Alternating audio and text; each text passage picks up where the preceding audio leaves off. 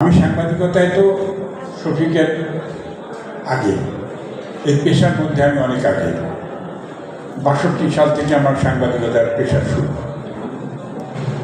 এর মধ্যে আমি অনেককে দেখেছি, অনেক আমাদের নেত্রী পর্যায়ের অনেককে দেখেছি, তাদের সঙ্গে কাজ করেছি। এই আমরা প্রেস ক্লাব নয়, আমি তো ঢাকা সাংবাদিক ইউনিয়নটাকেও একসঙ্গে আমরা কাজ করেছি। হ্যাঁ, আমার অবস্থান পাল্টেছিল, অন্যরকম যায়। আমি ছিলাম আরেকটা গ্রুপে, শফিকুর রহমান কিন্তু আমার সঙ্গেই ছিল। ওই সময়ে শুধুমাত্র কতিপয় সাংবাদিক নামধারী দুষ্কৃতকারীর কারণে এই প্রতিষ্ঠানটি বিভক্ত হয়েছিল। সে সময় এটা প্রত্যাশিত ছিল না আমাদের। তারপর থেকে আমি একজনের কথা বলবো এখানে, সে আমাকে বলেছিল যে কোনো অবস্থাতেই, সে নাকি একজন জামাতে ইসলামের নেতা, যে কোনো অবস্থাতেই আমার সভাপতিত্বে সে কখনো মিটিংয়ে যাবে না, কার্যনির্বাহী কমিটির মিটিংয়ে যাবে না, এবং সে যায়নি। আমি আনন্দিতই হয়েছি, কারণ আমি কোনো অবস্থাতেই জামাত বিএনপির ডমিনেশন প্রেস ক্লাবে আসে কখনো। তারপরেও আজকে প্রেস ক্লাবে আসলে আমি খুব কম আসি, এটা একটা সত্যি কথা।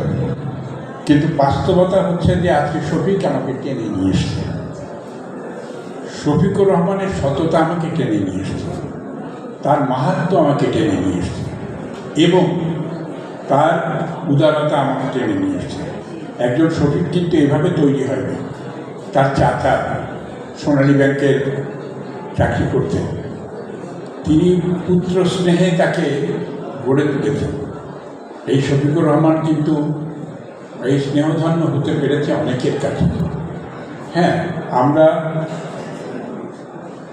একটা কথা পরিষ্কারভাবে বলতেই হবে যে মুক্তিযুদ্ধের চেতনায় বিশ্বাসী মানুষগুলো ধীরে ধীরে অনেকেই হয়তো চলে যাচ্ছে কিংবা প্রয়াত হচ্ছে, কিন্তু তারপরেও আজকে প্রেস ক্লাবটা দেখে আমার সত্যি সত্যি সত্যি প্রাণ ভরে গেছে।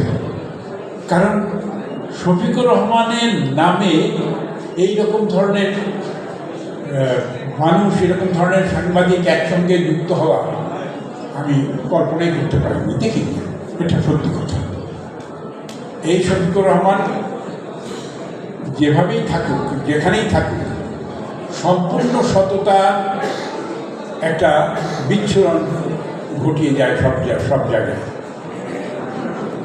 আমি শফিক, আমার মনে আছে যে আমি শফিক, আমরা গল্প করছিলাম 74-এ যে একটা 7জন ছাত্রকে হত্যা করা হলো।